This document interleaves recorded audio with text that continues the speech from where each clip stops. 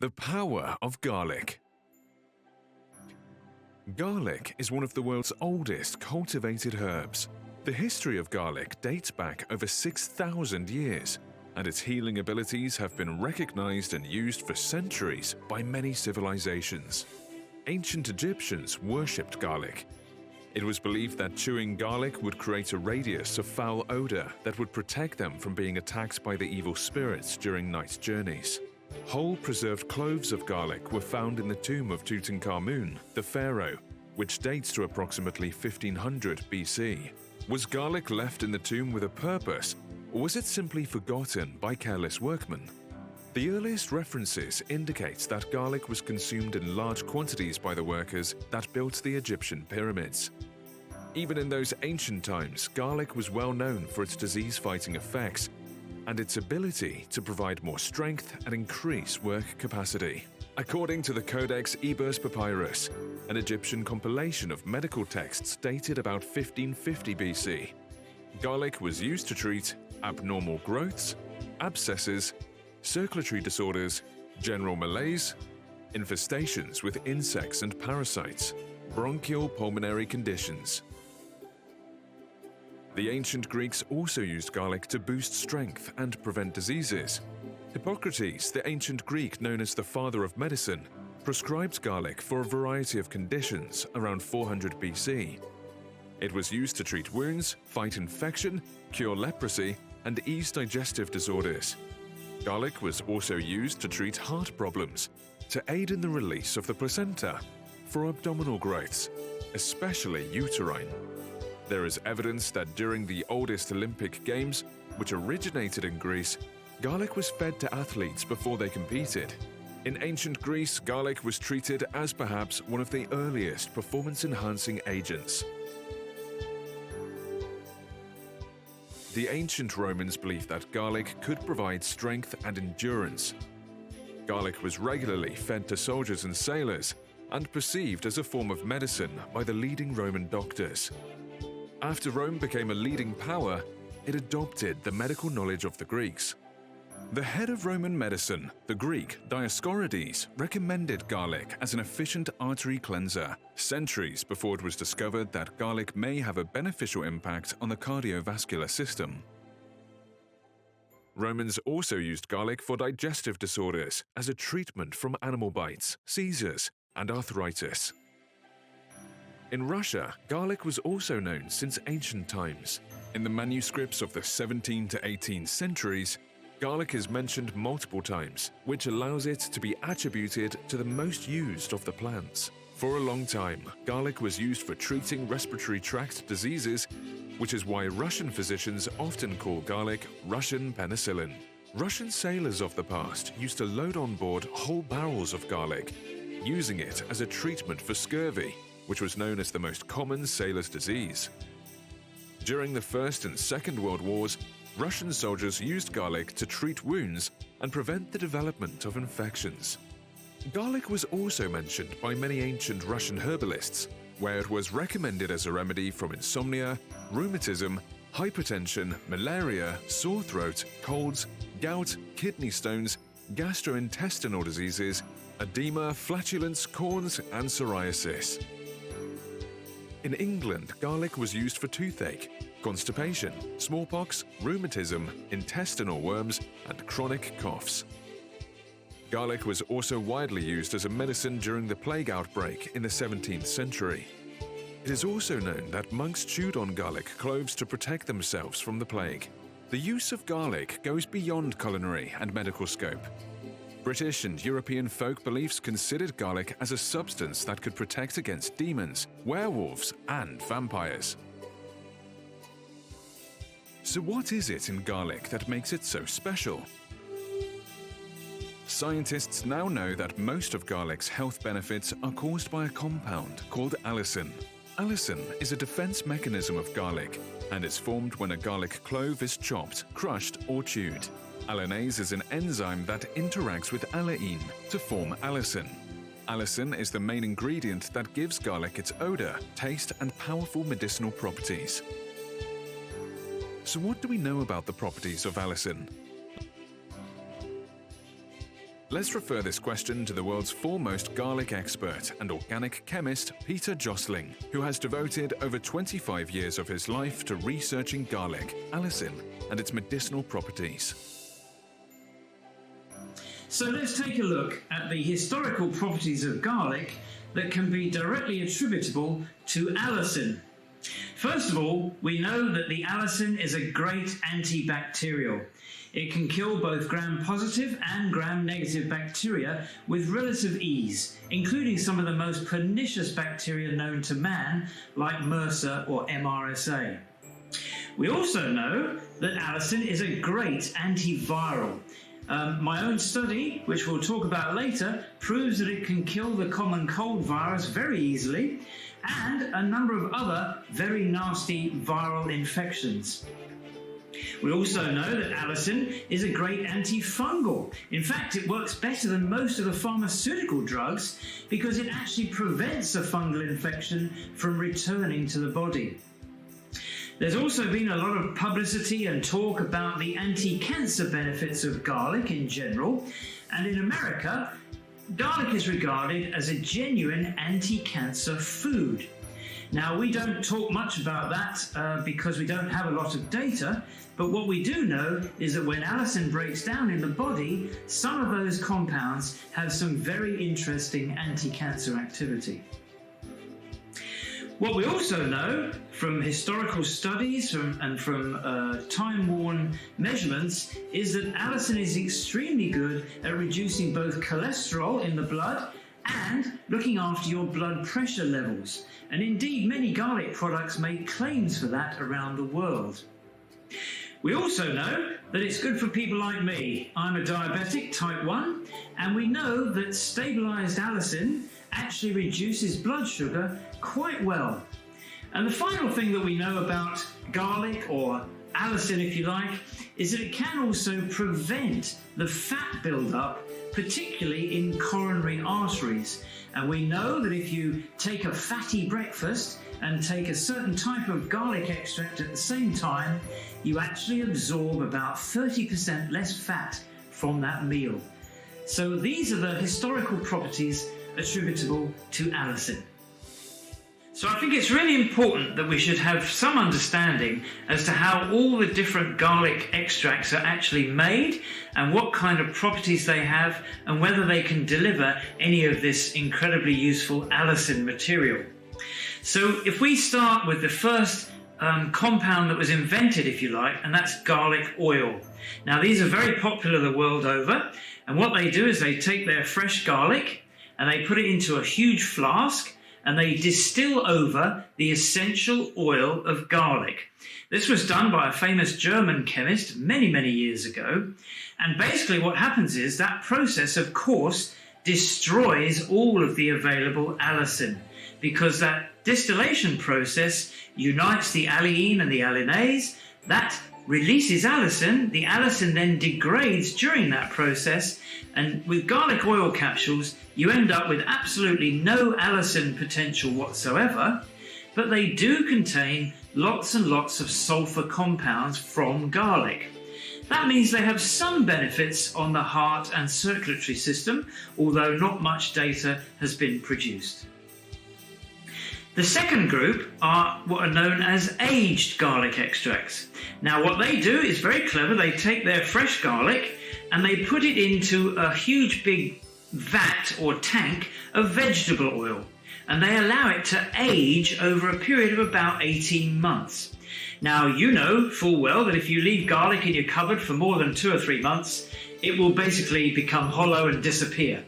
That means that what's happened is the allinase and the allicin have reacted with each other, the allicin has been destroyed and turned into other sulfur compounds. So when you analyze an aged garlic extract, which are very popular around the world, you end up with huge amounts of sulfur compounds, which have some interesting properties, but absolutely no allicin whatsoever. The third group are the garlic powders. Now these are quite interesting in that they basically dehydrate fresh garlic, and that takes all of the water out. Remember, garlic is mostly water anyway, and you end up with a garlic powder that contains Allicin and allinase. Now, when that is rehydrated, then you will release tiny amounts of allicin. And you know that when you take a garlic powder, for example, at breakfast time on your eggs, you can taste that flavor of garlic. That's the allicin being released. Now, what the garlic powder companies do is they protect that powder from your stomach acid. So they coat it in things like sugar, shellac, titanium dioxide, magnesium stearate. These are all compounds that are called excipients, and that is done deliberately to protect the garlic powder from being attacked by your stomach acid.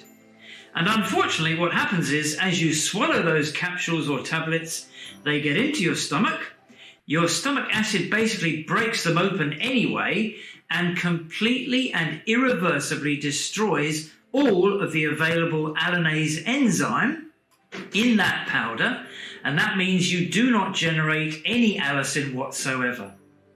So, a recent development are the stabilised allicin powder extracts. Now, these are very special in that the way they are produced is a patented technique, which we'll talk about in a couple of minutes, but basically they produce real allicin in powder form.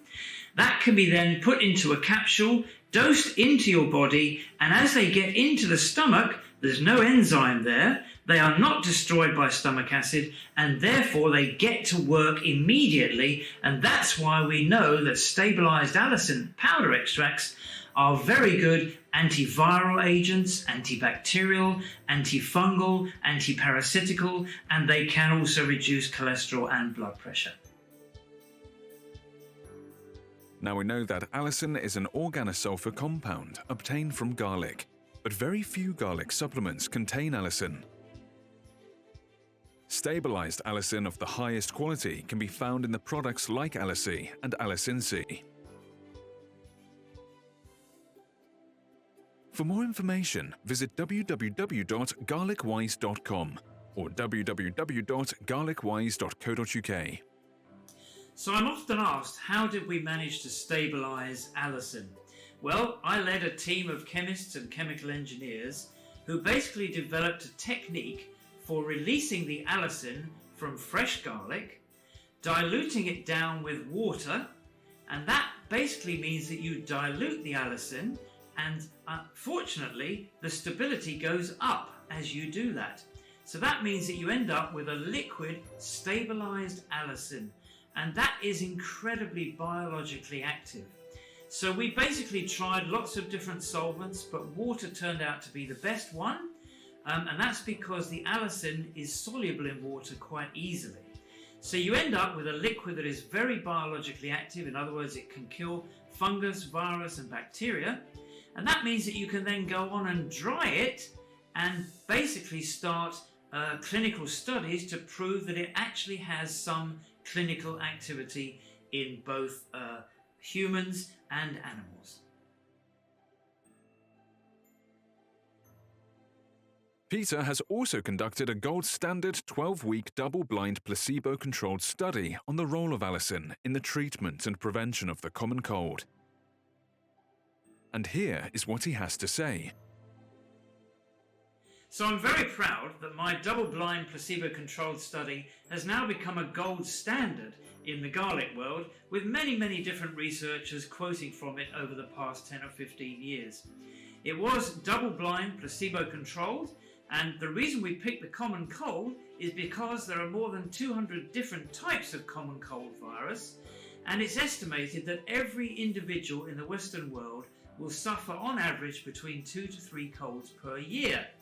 Now, me personally, I haven't had a cold for many years, but some people get them all the time. And the important thing to understand is the viruses change every year, so vaccinations are not always able to cope with whichever virus is circulating at the time. And of course, as we all know, in recent times, rhinoviruses and now coronaviruses have become incredibly difficult to treat, and even a common cold or the flu, we can lose thousands of individuals every year.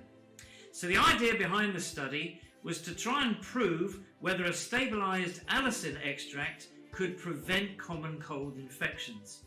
And when we look at the total number of colds over a 12-week period in this study, there were 24 in the active group, i.e. the people that took the Allicin extract, but in the placebo group there were 65 colds in total.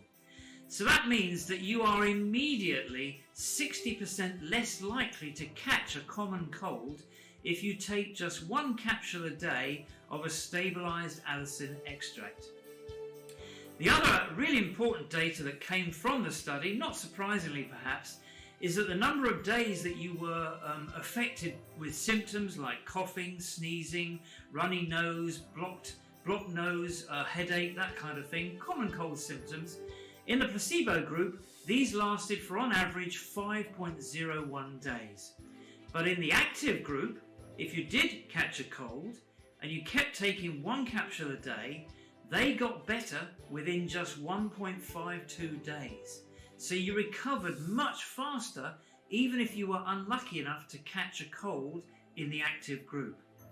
And the third piece of information that really made this a gold standard study is that when we looked at the number of repeat infections over a 12-week period, in the active group there were just 2 repeat infections, but in the placebo group there were 16 repeat infections. So what this means is that the stabilised Allicin extract not only kills virus, but it also protects you from catching another viral infection. So that's why it's now seen as the only properly controlled study on a garlic extract, and that's why it's quoted around the world as being the only evidence we really have to show that certain types of garlic extract, provided they contain stabilised Allicin, will prevent and treat the common cold virus. Allicin is also known as nature's antibiotic, based on its broad spectrum of activity. It is completely natural, safe and effective. According to the garlic expert Peter Josling, it is not only an effective antifungal and antiviral, but it has also demonstrated strong antibacterial activity.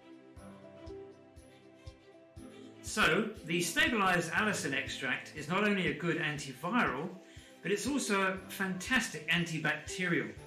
We were lucky to find that the biological activity of Allicin can kill some of the worst bacteria known to man. Things like Streptococcus, which of course cause sore throats, they are very easily killed by Allicin at just 16 parts per million. Staphylococcus aureus, which is one of the most pernicious bacterial infections in the world, we'll talk about that again in a minute, is also killed at just 16 parts per million Allicin. Why is that important? Well, in capsules like this, we deliver on average around about 250 parts per million Allicin from every capsule. That means that if you get the dose right and you dose for long enough, you will kill out these bacterial infections very, very easily. We can also look at things that cause stomach upsets and diarrhea, very commonly underreported around the world, and this is bacteria like E. coli, Listeria and Salmonella.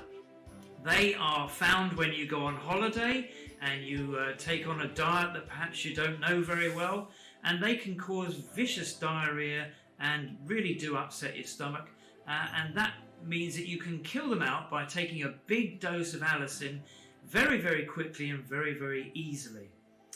Now, Staphylococcus aureus is probably one of the most common bacteria in the world. It's estimated that 1 in 3 people across the planet carry Staphylococcus aureus up here in their nasal cavity. Now that's fine, it likes you and you like it, but unfortunately Staphylococcus has the ability to actually migrate down onto your body and then change its shape and structure. And that means that it can then become multi-drug resistant and can potentially cause some very, very serious problems. So it's what's known as a superbug. And you know, the publicity over the last 10 or 15 years has been brutal about how many people are killed by superbug infections that the pharmaceutical industry just cannot treat. Do you know what? There is quite a few strains now of MRSA that can be killed by only 3 compounds. One is called vancomycin, which is a very, very, very toxic antibiotic. The second is a bacterial cream called Batraban, which unfortunately is something like 75% resistant, so most people won't be able to get any benefit from it. And the third agent that can kill all of these strains of MRSA, or MRSA as it's often known, stabilised Allicin. That's absolutely right. And our tests over the last 10 years on more than 300 different strains of MRSA and MSSA, methicillin-sensitive Staph aureus, have shown that every single strain is completely killed by Allicin. If you would like to learn more about garlic, please subscribe to our YouTube channel for more videos.